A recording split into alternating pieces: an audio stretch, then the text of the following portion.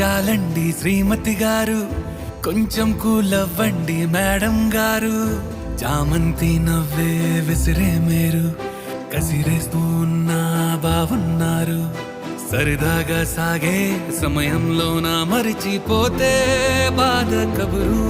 వద్దు అంటూ ఆపేదెవరు? కోపాలు చాలండి శ్రీమతి గారు, కొంచెం కూలవ్వండి మేడం గారు.